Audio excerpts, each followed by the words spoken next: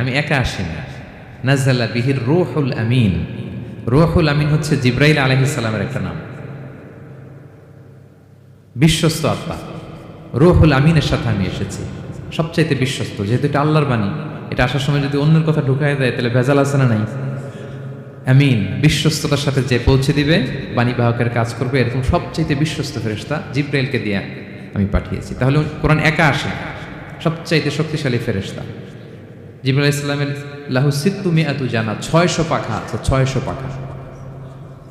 সব নবীদের কাছে এসেছেন ওহী নিয়ে।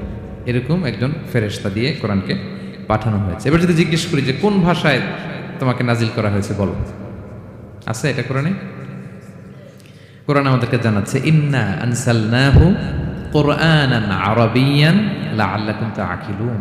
নিশ্চয়ই আমি কোরআনকে আরবি ভাষায় নাজিল করেছি যাতে তোমরা বোঝো। সুস্পষ্ট আরবি ভাষায় এই কোরআনকে আল্লাহ তাআলা নাজিল করেছেন। তাহলে হিস্ট্রি আমরা জানতেছি ধীরে ধীরে, না? রমাদানে আসলো, কদরে আসলো, একা আসে নাই, জিবরাইল আলাইহিস সালামের সাথে আসলো, আরবি ভাষায় নাজিল হলো।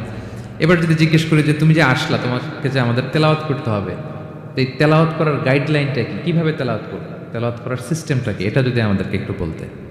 তো কোরআন এই প্রশ্নের উত্তরে প্রথমে আমাদেরকে বলে যে আমাকে যদি আবৃত্তি করতে চাও, তেলাওয়াত করতে চাও, প্রথম গাইডলাইন হচ্ছে লা ইয়ামাসসুহু ইল্লাল মুতাহহারুন। এর অর্থ হচ্ছে পবিত্র ছাড়া কেউ এই কোরআনকে স্পর্শ করতে পারে না। যদিও এটা দিয়ে লাউহে মাহফুজের কথা বলা হয়েছে, ফেরেশতাদের কথা, কিন্তু বিষ্ণু বলেছেন লা ইয়ামাসসুহু ইল্লা তাহির, পবিত্রতা ছাড়া কোরআন ধরা যায় না। তাহলে কোরআন তেলাওয়াতের প্রথম গাইডলাইন কি?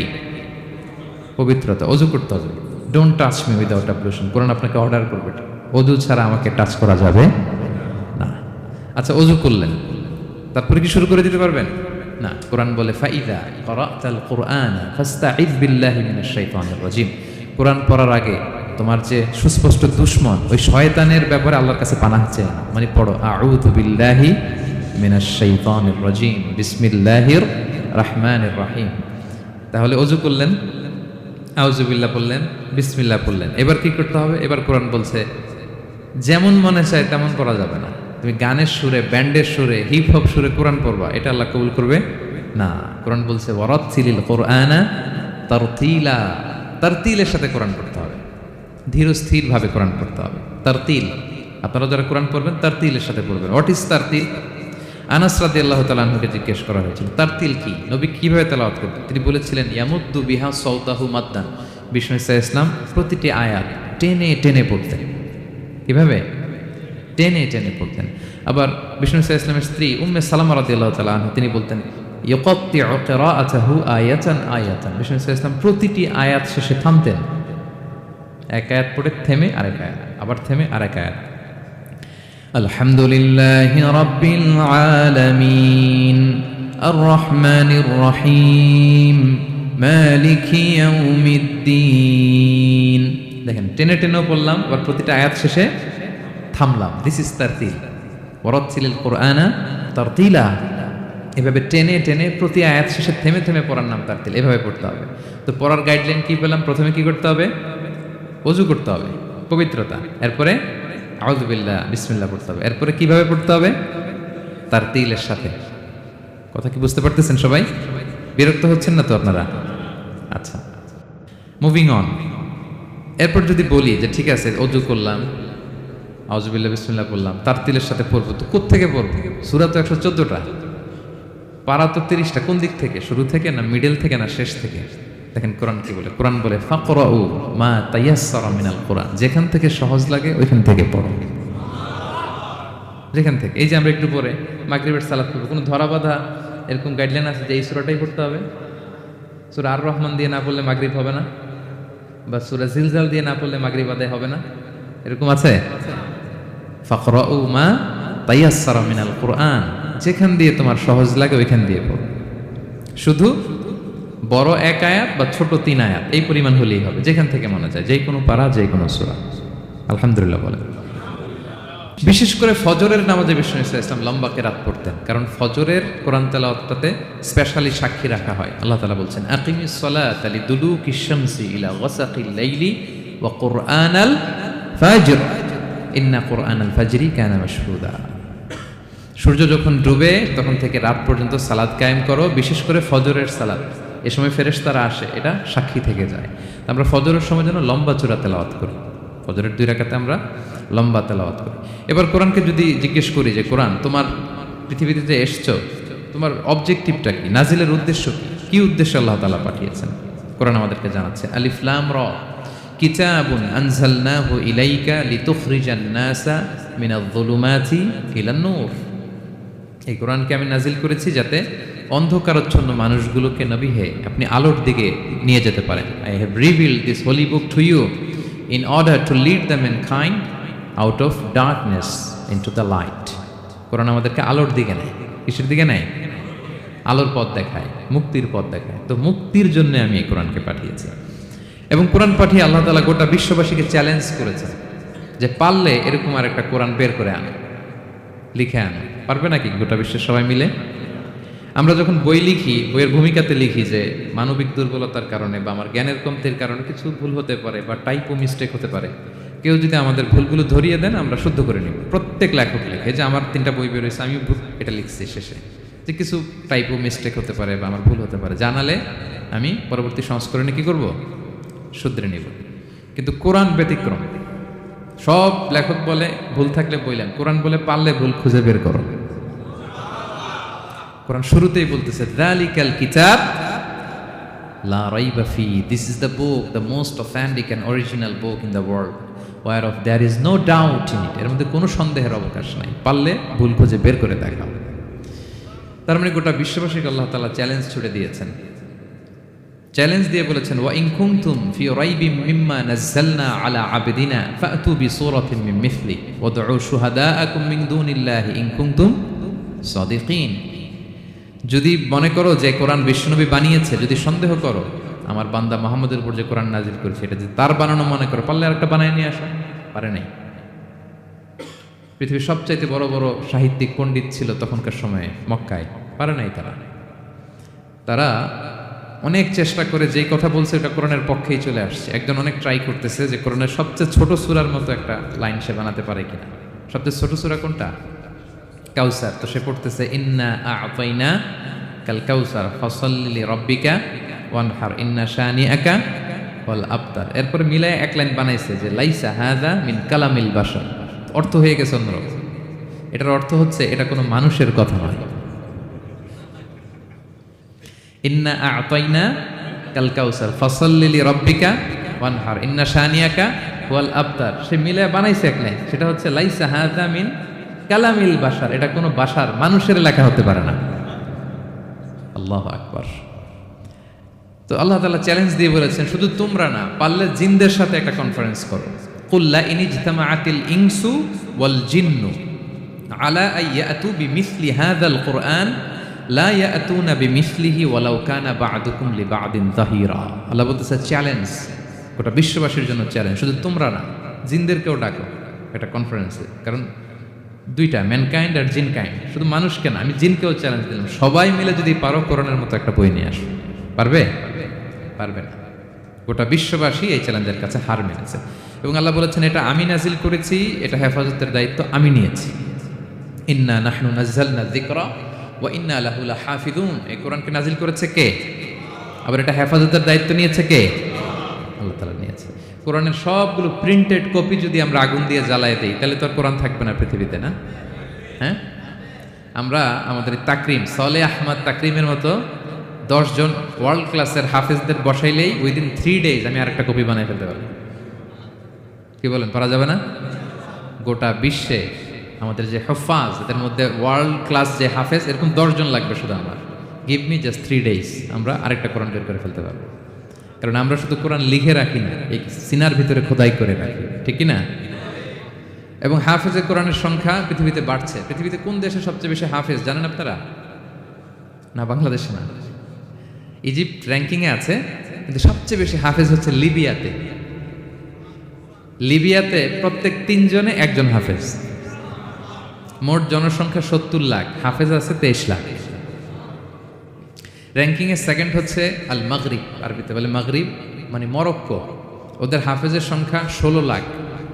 থার্ড হচ্ছে ইজিপ্ট, মোর দেন 1 মিলিয়ন। ফোর্থ হচ্ছে সৌদি আরবিয়া, ফিফথ হচ্ছে জর্ডান। কোটি কোটি হাফেজ আছে আমাদের গোটা বিশ্বে, আমাদের সবগুলো কোরআনের প্রিন্টেড কপি জ্বালিয়ে দিল, কোরআন আবার নিয়ে আসতে আমাদের কয়েকদিনের ব্যাপার।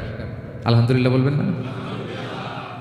এই কোরআনের ভেতরে আল্লাহ তাআলা শিফা রেখেছেন রহমত। আল্লাহ বলেন, ওয়ানুনাজ্জিলু মিনাল কুরআনি মা হুয়া শিফাউন ওয়া রাহমাতুল লিল মুমিনিন ওয়া লা ইয়াজিদুয যালিমিনা ইল্লা খাসারা। আমি এই কোরআনের ভিতরে শিফা রেখে দিয়েছি, রহমত রেখে দিয়েছি। সূরাতুল ফাতিহাকে বলা হয় সূরাতুশ শিফা। অসুস্থ ব্যক্তির গায়ে আপনি ফু দিতে দেরি, সুস্থ হতে দেরি হয় না, কিন্তু ওই ইমানটা থাকতে হবে। ওই ইমান নিয়ে, ওই আমল নিয়ে যদি আপনি রিসাইট করে ফু দেন, আল্লাহ তাআলা সুস্থ করে দেবেন। এবং এই কোরআন আপনাকে বিপদ থেকে উদ্ধার করতে পারে, কারণ কোরআন আল্লাহর সিফাত, এটা আল্লাহর একটা সিফাত। এটা পরে আপনি আল্লাহর কাছে দোয়া করলে আপনাকে বিপদ থেকে উদ্ধার করবে। আল্লাহ তাআলা বলছেন, ওয়া ইযা ক্বারা'তাল কুরআনা জাআলনা বাইনাকা ওয়া বাইনাল্লাযীনা লা ইউমিনুনা বিল আখিরাতি হিজাবাম মাসতুরা। নবী হে, আপনি যখন কোরআন তেলাওয়াত করেন তখন আপনার আর কাফেরদের মাঝে আমি পর্দা ঢেলে দিই। পর্দা, কাফেররা আপনারা দেখে না। সুবহানাল্লাহ। সূরা লাহাব যখন নাজিল হলো, তাব্বাত ইয়াদা আবি লাহাবি ওয়া তাব, ধ্বংস হোক, নিপাত যাক আবু লাহাবের দুই হাত। আবু লাহাব কে ছিল বলেন তো? বিশ্বনবীর চাচা। তো এই আয়াত যখন নাজিল হলো, চাচার বদনাম যখন এই আয়াতে আসলো, চাচি উম্মে জামিল খুব রেগে গেল। সে যখন নমুসলিমদের কাছে শুনতে আরম্ভ করলো, কি আমার স্বামীর ব্যাপারে কটূক্তি, আজকে মোহাম্মদের খবর আছে, আতাইনা ওয়া আবাইনা ওয়া আমরাহু কালাইনা, আজকে মোহাম্মদের একদিন আর আমার একদিন, একটা এসপার করে ছাড়বো। রেগে মেগে, খুব জাদ্রের মহিলা ছিলেন, আসতেছে। তো বিষ্ণু ঈসা ইসলাম কাবা ঘরের পাশে আবু বকর রাদিয়াল্লাহু তাআলা আনহুকে নিয়ে বসা। তো আবু বকর রাদিয়াল্লাহু তাআলা আনহু এই দৃশ্য দেখে বললেন, ইয়া রাসূলুল্লাহ, আপনি এখান থেকে চলে যান, উম্মে জামিল এসে আক্রমণ করবে আপনার উপর। আল্লাহ রাসূল বললেন, আবু বকর তুমি ভয় পেও না, আমি জাস্ট একটু কোরআন তেলাওয়াত করবো, এরপরে কি হয় দেখ। বিষ্ণু ঈসা ইসলাম কোরআন তেলাওয়াত করতে লাগলেন। আর রেগে মেগে আগুন হয়ে উম্মে জামিল আসছে, এসে আবু বকরকে বলতেছে, এই আবু বকর, তোমার বন্ধু মুহাম্মদ কোথায় বলো। পাশেই কিন্তু বিশ্বনবী বসা, কিন্তু সে চোখে দেখে না। সুবহানাল্লাহ ওয়া বিহামদিহি। জাআলনা বাইনাকা ওয়া বাইনাল্লাযীনা লা ইউমিনুনা বিল আখিরাতি হিজাবাম মাসতুরা। নবী, আপনি যখন কোরআন পড়েন, কাফেরদের আর আপনার মাঝে আমি কি এঁটে দেই? পর্দা এঁটে দেই, ওরা দেখে না। আপনি বিপদে পড়ছেন, আপনি কোরআন পড়েন, আপনার শত্রু আপনাকে দেখবে না। হিজরতের রাতে বিষ্ণু ইসলাম আবু বকর রাদিয়াল্লাহু তাআলা আনহুকে নিয়ে গারে সাউরে আশ্রয় নিলেন। মক্কার কুরাইশরা খুঁজতে আবু বকর রাদিয়াল্লাহু তাআলা তো ভয়ে তটস্থ, যে কি না কি হয়ে যায়। আবু বকর রাদিয়াল্লাহু তাআলা আনহু বললেন যে আমি অবাক, আমার পাশ দিয়ে হেঁটে যায় ওরা, কিন্তু আমাদেরকে দেখে না। ইমাম আল কুরতুবী, তিনি মনসুর দুর্গে বন্দী ছিলেন, জালিমের বন্দিশালায়। উনি জেলখানা ভেঙে পালাতে সৈনিকরা টের পেয়ে গেল, খুঁজতেছে ওনাকে, খুঁজতে ধরার জন্য উনি এক পাহাড়ের চিপায় যেয়ে আশ্রয় নিলেন আর সূরা ইয়াসিন তেলাওয়াত করতে লাগলেন। তো ওরা খুঁজতে পায় না, কিন্তু উনি পাশেই, চোখে দেখে না। তো উনি বললেন যে হঠাৎ এক সৈনিক, সে ইউরিন পাস করতে লাগলো দাঁড়িয়ে, মানে প্রস্রাব করতে লাগলো, তার প্রস্রাবের ছিটে ফোঁটা আমার গায়েও লাগতেছে, কিন্তু সে আমার দেখে না। সুবহানাল্লাহ পড়বেন না? জাআলনা বাইনাকা ওয়া বাইনাল্লাযীনা লা ইউমিনুনা বিল আখিরাতি হিজাবাম মাসতুরা। নবী হে, যখন কোরআন পড়বেন আপনার কাফেরের মাঝে আমি কি এঁটে দেই? পর্দা এঁটে দেই। আমি নিজেও এটার অনেক প্রমাণ পেয়েছি। আমি বাংলাদেশের একটা জেলায়, চাঁদপুরের এদিকে একটা এলাকায় আমার একটা তাফসীর প্রোগ্রাম ছিল। তো একটা সময় আমি খুব প্রত্যন্ত অঞ্চলে যেতাম, রিমোট এরিয়ায়, বিল একটা গ্রাম, দাওয়াত করছে তো আমি চলে যেতাম। কোরআনের কথা আমার পৌঁছাইতে হবে সব জায়গায়। তো মাহফিল শেষে রাত 2টার দিকে আমরা ফিরতেছি, বিল কিছু গুচ্ছ গ্রাম। হঠাৎ একটা মোড়, ওই মোড়ের ওইখানে দেখে একটা গাছ ফালানো। এটার মানে হচ্ছে আশেপাশে ডাকাত আছে, ওখানে ডাকাতি এরকম হয় আর কি, বিল এরিয়াতে গাছ ফেলে রাখে। তো গাছ থাকলে তো আর কোনো সিএনজি, প্রাইভেট কার কিছুই যাবে না। তাই আমি বুঝতে পারলাম যে এটা তো ডাকাতের কাজ। আমি সূরা ইয়াসিন তেলাওয়াত শুরু করে দিলাম। বিপদে বলে সূরা ইয়াসিনের প্রথম 9 আয়াত, কয় আয়াত? এই 9 আয়াত পড়তে আরম্ভ করলাম। ড্রাইভারকে বললাম একটু করে পেছাও। তো টর্চ মারতেছে বিল থেকে, ওরা তো ওখানে উৎপেতে আছে। আমি পড়তেছি, কিছুক্ষণ পরে ডাকাত নিজে এসে গাছ সরাই দিয়ে বলতেছে যান।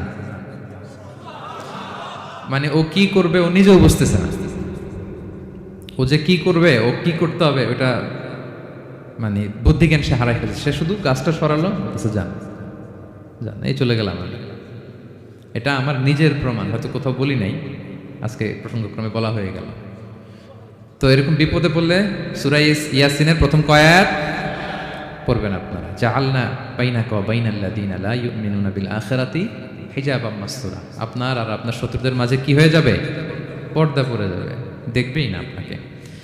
অনেক চেষ্টা করেছিল মক্কায় কোরাইশরা রাসূল সাল্লাল্লাহু আলাইহি ওয়াসাল্লামের এই কোরআনে বাধা দিতে, যাতে এই কোরআনের কথা শুনতে না পারে। কারণ যারাই বিশ্বনবীর কণ্ঠের তেলাওয়াত শুনতো এরাই মুগ্ধ হয়ে কালিমা পড়ে মুসলমান হয়ে যেত। তারা ডিস্টার্ব করতো কোরআনের মাহফিলে।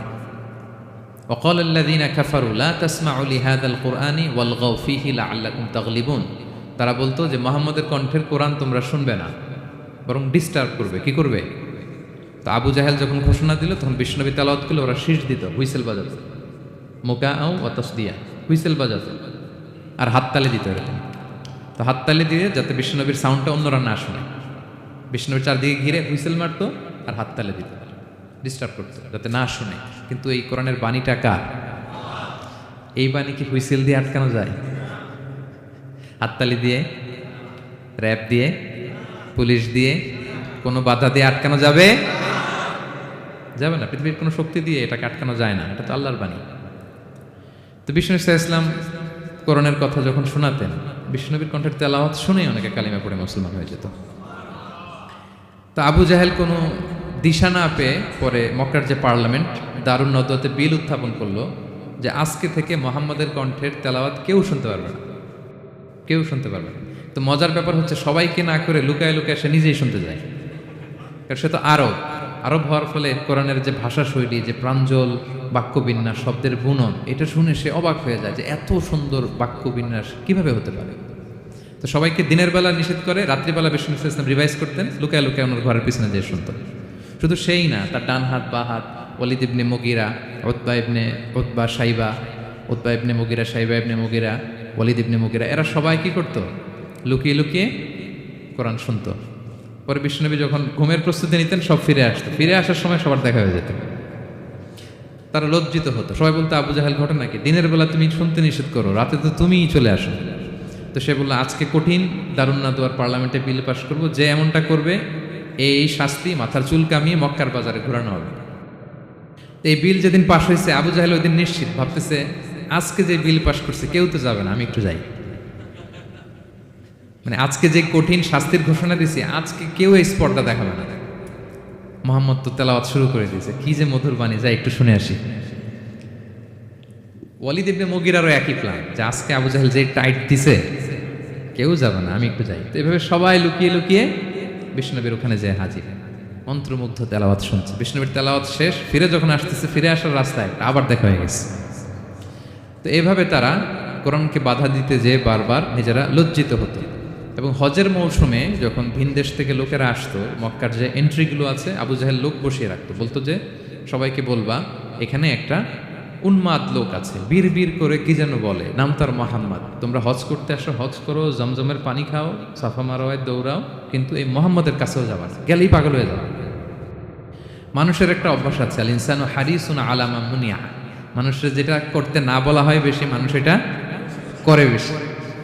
তো রাসূল সাহেব মুহাম্মদের কথা কিন্তু ভিনদেশীরা জানতোই না। মুহাম্মদের কাছে যেও না যখন বলছে, সবাই মনে মনে প্ল্যান করে নিছে, আর যাই করি আর না করি মুহাম্মদের দেখে যাইতে হবে। তো এরা হস্টস করে সবাই খুঁজতো, হু ইজ দিস মুহাম্মদ, কে এই মুহাম্মদ? রাসূল সাল্লাল্লাহু আলাইহি ওয়াসাল্লামের কাছে আসতো, রাসূল সাল্লাল্লাহু আলাইহি ওয়াসাল্লামের তেলাওয়াত তো অনেক দূরে, চেহারা দেখে অনেকে কালিমা পড়ে মুসলমান হয়ে যেত।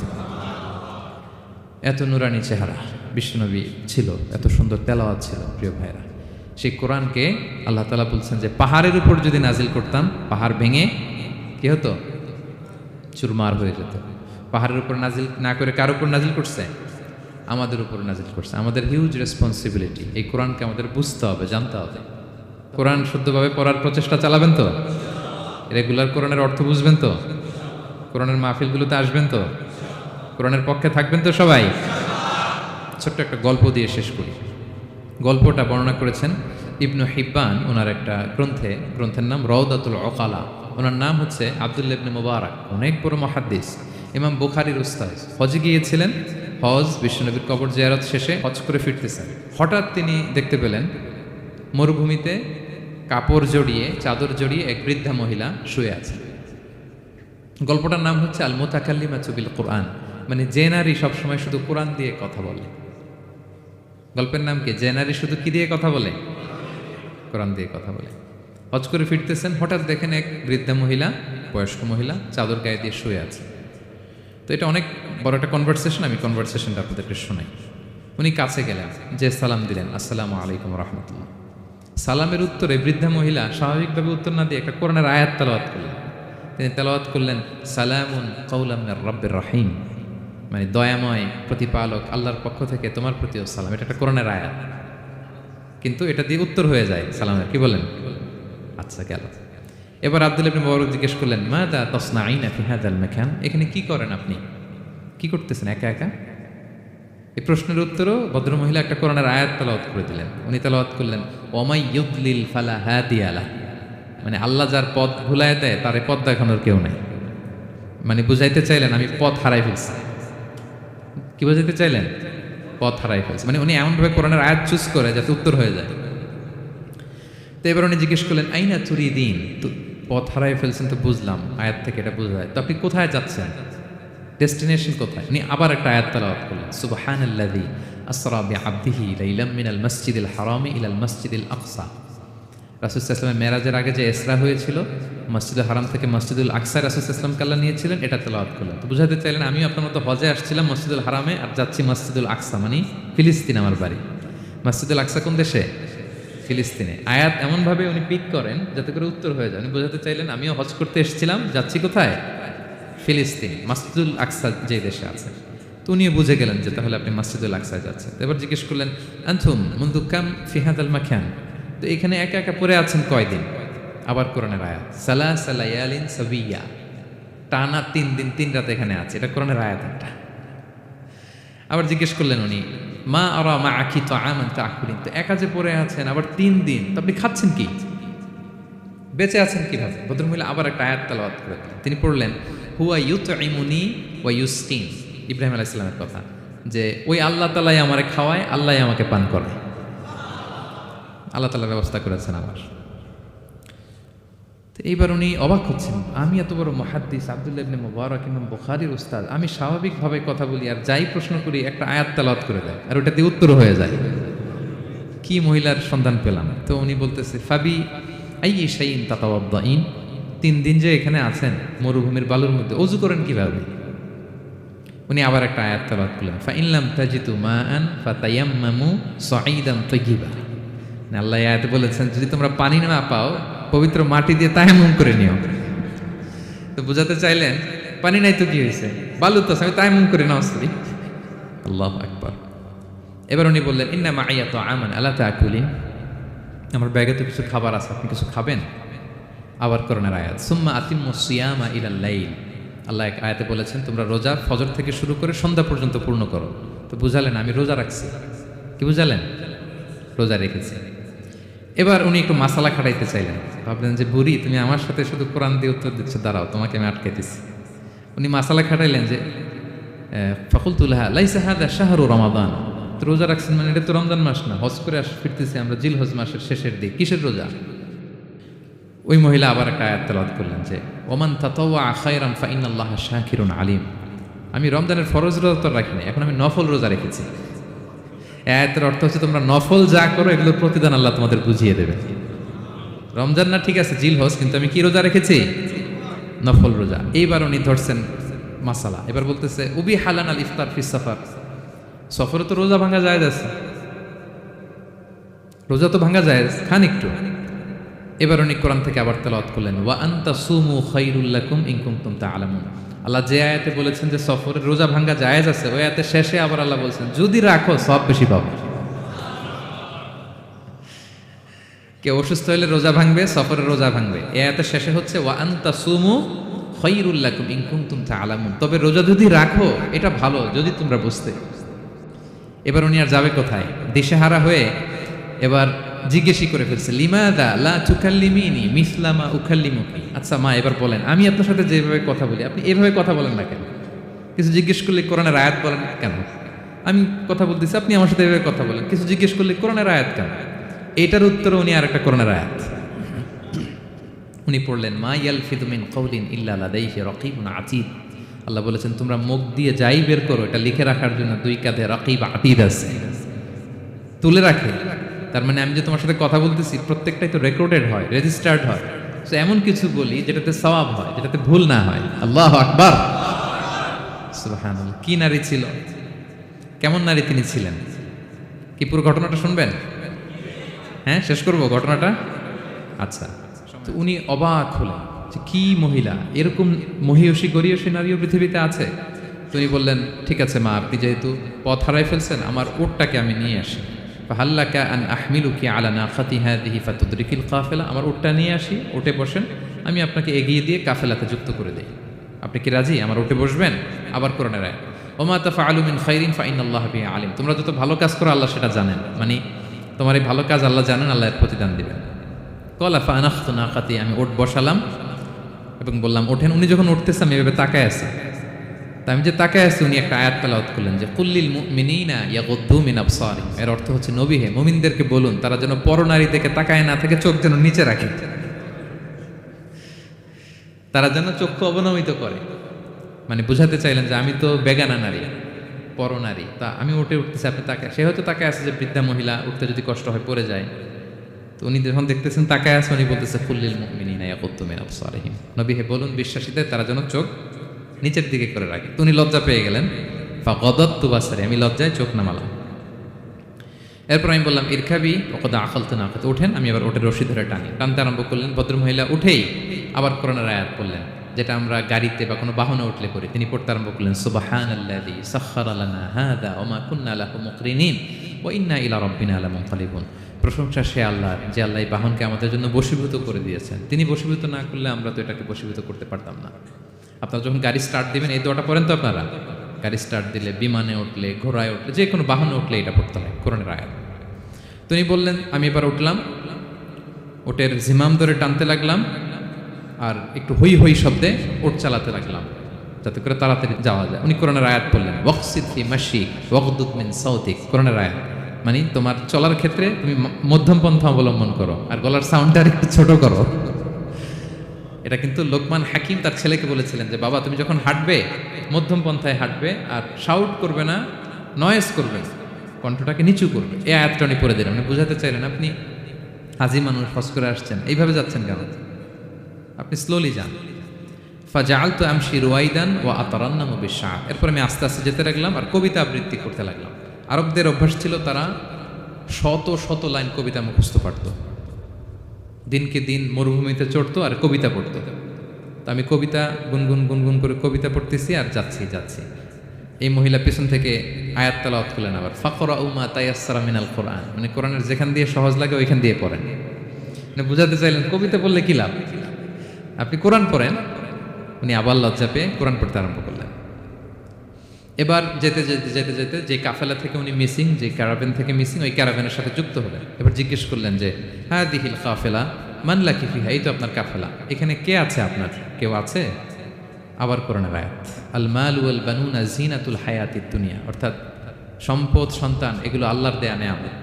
এটা দিয়ে বুঝাতে চাইলেন হ্যাঁ আমার কিছু সন্তানাদি আছে। উনি বুঝতে পারলেন ফা আলিমতু আন্নাল্লাহা আওলাদান ফিহা, আমি বুঝলাম যে ওনার সন্তান সন্ততি এখানে আছে। এইবার একটা চান্স পেয়ে গেছে আব্দুল্লাহ ইবনে মুবারক। কি পেয়ে গেছে? উনি মনে মনে ভাবলেন ওনার ছেলেদের নাম কি, এটা জিজ্ঞেস করি, তাইলে তার উত্তর দিতে পারবে না। সুন্দর না প্রশ্নটা? এবার উনি বলতেছে ফাকুলতু লাহা মা আসমাউ আওলাদিক, মা এবার একটু বলেন তো আপনার ছেলেগুলোর নাম কি? কি জিজ্ঞেস করলেন? এটা তো আর নান্টু বল্টু সল্টু তো আর কোরআনে পাওয়া যায় না। আমরা নাম রাখি কি সল্টু বল্টু কোরআনে আছে নাই? তো উনি এবার চান্স নিলেন, এবার জিজ্ঞেস করি আপনার ছেলের নাম কি। এইবার আর উত্তর থাকবে না, অনেকক্ষণ আমার সাথে করছে না। তো জিজ্ঞেস করতেছে লাহা ওয়ামা আসমাউ আওলাদিক, আপনার ছেলেদের নাম কি একটু বলেন তো। এই প্রশ্নের উত্তরে উনি 3টা আয়াত তেলাওয়াত করছে। এতক্ষণ তো একটা, এখন কয়টা? এখন 3 নম্বর গিয়ারে চালাইতেছে। উনি প্রথম আয়াত তেলাওয়াত করলেন ওয়াত্তাখাযাল্লাহু ইব্রাহিমা খলিলা, এরপর বললেন ওয়া কাল্লামাল্লাহু মূসা তাকলিমা, সবশেষে বললেন ইয়া ইয়াহইয়া খুযিল কিতাবা বিকুওয়া। আল্লাহু আকবার। আমি ইব্রাহিমকে খলিল হিসেবে নিয়েছি, মুসাকে কালিমুল্লাহ বানিয়েছি এবং ইয়াহইয়াকে বলেছি হে ইয়াহইয়া তুমি তাওরাত কিতাবকে শক্ত করে ধরো। তার মানে বোঝাতে চাইলেন আমার বড় ছেলের নাম ইব্রাহিম, পরের ছেলের নাম মুসা, ছোট ছেলের নাম ইয়াহইয়া। সুবহানাল্লাহ পড়বেন না? কি নারী ছিলেন! কোরআনের বাইরে যেন যাওয়া না লাগে, কোরআন থেকে ছেলেদের নাম চুজ করে রাখছেন। ছেলেদেরকে ডাকলে এই নামই ডাকেন। এরপর ছেলেদেরকে ডাকলেন কোরআনের আয়াত পড়ে, ফাবাআসু আহাদাকুম বিওয়ারিকিকুম হাযিহি ইলাল মাদিনাতি ফালিয়ানজুর আইয়ুহা আসকা তুআমান ফালিয়াতিকুম বিরিজকিম মিন। এটা সূরা কাহাফের একটা আয়াত। গুহাবাসী 7 জন যুবক যখন ঘুমিয়ে পড়েছিল, 309 বছর পরে যখন জেগেছিল, একজনকে টাকা দিয়ে বলেছিল যাও তুমি কিছু খাবার নিয়ে আসো। এই আয়াত বুঝাইয়া তিনি ছেলেদের বুঝাইলেন যে মেহমান আসছে, কিছু নিয়ে আসো খাবার, ওনারা খাওয়াইতে হবে। মানে অনেক হেল্প করছে আমাকে। তো ছেলেরা খাবার নিয়ে আসলো। খাবার দেওয়ার পরে মহিলা আবার কোরআনের আয়াত, কুলু ওয়াশরাবু হানিআম বিমা আসলাফতুম ফিল আইয়ামিল খালিয়া। এটা আসলে আল্লাহ তাআলা জান্নাতীদেরকে বলবেন। আমরা যখন জান্নাতে ঢুকবো আল্লাহ বলবে কুলু ওয়াশরাবু হানিআম বিমা আসলাফতুম ফিল আইয়ামিল খালিয়া। এই দুনিয়াতে এত জুলুম নির্যাতনের শিকার হয়েছে, এত নেক কাজ করেছো, প্রতিদান হিসেবে আজকে জান্নাতের এই নাজ নেয়ামত ভোগ করো। বৃদ্ধ মহিলা এ আয়াতটা বলেন, তার মানে মরুভূমিতে অনেক কষ্ট করেছেন আপনি আমার জন্য, এখন আপনি আমার পক্ষ থেকে এই হসপিটালিটি, রিসেপশন, এই আপ্যায়ন গ্রহণ করুন। এবার উনি বলতে আরম্ভ করলেন, ছেলেদেরকে বললেন কুলতু আল আনা তুআমাকুম আলাইয়া হারাম। এই ছেলেরা, এই খাবার আমার জন্য হারাম। হাত্তা তুখবিরুনি বিআমরিহা, যতক্ষণ না এই মহিলাকে, এর হিস্ট্রি যতক্ষণ না আমার না বলো। আগে বলে এই ভদ্র মহিলা কে, কি তার ঘটনা। যতই দেখছি অবাক হচ্ছি, যতই শুনছি অবাক হচ্ছি। কে সে? যাই বলি শুধু কোরআন দিয়ে বলে, ঘটনাটা কি? এবার ছেলেরা বললো ফাকলু হাযিহি উম্মুনা, ইনি আমাদের মা।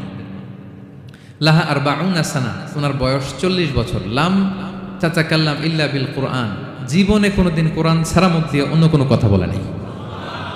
মাখাফাতা আন তাযিল্লা ফায়াসখাতা আলাইহির রহমান, এই ভয়ে যে কোন কথায় আল্লাহ আবার নারাজ হয়ে যায়, আমার কোন কথায় আবার কোন ভুল হয়ে যায়, আমার কোন কথায় আবার রহমান আমার উপর নারাজ হয়ে যায়। এজন্য আমরা আমাদের জন্মের পরে জীবনে আমার মাকে কোরআন ছাড়া কোনো কথা বলতে শুনিনি। অবাক হলেন আব্দুল্লাহ ইবনে মুবারক, ইমাম বুখারীর উস্তাদ। উনি খাবার হাতে নিয়ে এবার বললেন যে উনি তো অনেক আয়াত বললো, এবার আমি একটা আয়াত বলি। খাবারটা নিয়ে উনি পড়তে আরম্ভ করলেন। ফাকুলতু, উনি বললেন, আমি বললাম যালিকা ফাদলুল্লাহি ইউতিহি মাইয়াশা, এটা আল্লাহর বিশেষ অনুগ্রহ, ফজল। এটা আল্লাহ সবাইরে দেয়, যাকে চায় তাকে দেয়। সুবহানাল্লাহ পড়ে। এটা আল্লাহর বিশেষ অনুগ্রহ, তিনি সবাইকে দান করেন না, যাকে চান তাকে দেন। তোমাদের মা অনেক মহিয়সী গরিয়সী একজন মাতা তোমরা পেয়েছো।